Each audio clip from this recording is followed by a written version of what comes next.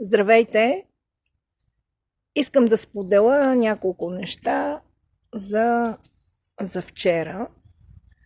Имаше едно събитие в Козлодуй, в което будни родолюбиви хора, човеци, отидаха да изразят волята си, че не желаят България да се превръща в експеримент с ядрено гориво и да се превръща в сметище не само на Европа, но и на Америка, и кой откъдето му скимне тук да донася разни гадори, да се заравят в нашата земя, да бъде отровена земята, въздуха, реките, подпочвените води. Знаете всичко какво следва от такива неща. Аз съм от поколението децата, които преживяха Чернобил. Имам спомен за Хирошима и Нагазаки. Също сме чували, чели, гледали, учили. Знаете колко много време трябва, за да се възстанови земята. И още повече този абсурд, който се политизира, една енергетика, която би трябвало, една енергия, която би трябвало да принадлежи на всички нас. Виждаш ли, защото е руско гориво, нямало да бъде да се зарежда в тези реактори, които също са руски и така нататък. Друга тема. Само да ви кажа, че реалният живот не е във Фейсбук, на дивана, лайковете, празниците, в кавички празниците, споделянето.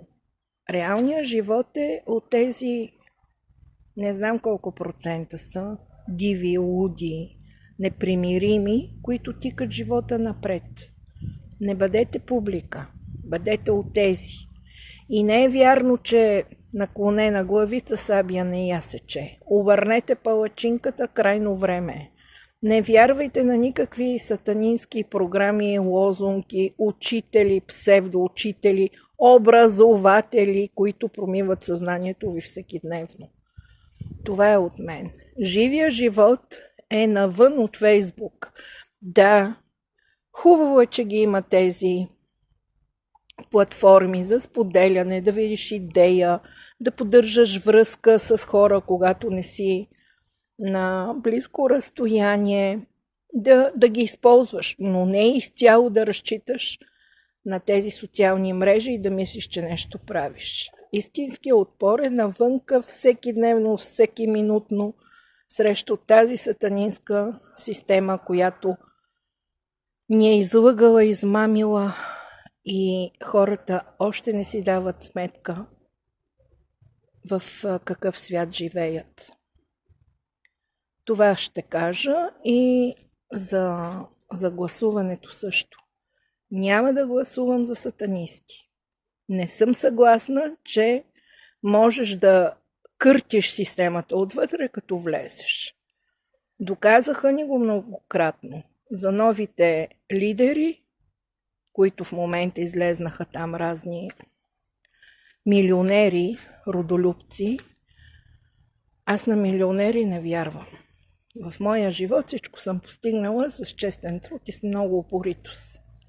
И недоимък, и през какво ли не съм минала. Включително и имигрантския живот, макар че и това насъскване на българите срещу имигрантите също е програма. Но искам просто да провокирам хората да мислят със собствените си глави. Не е нужно някой да ти каже как и какво. Мисли, гледай го, живей. Не разчитай на никого, освен на себе си. Това е от мен. Хубав ден на всички и до нови срещи!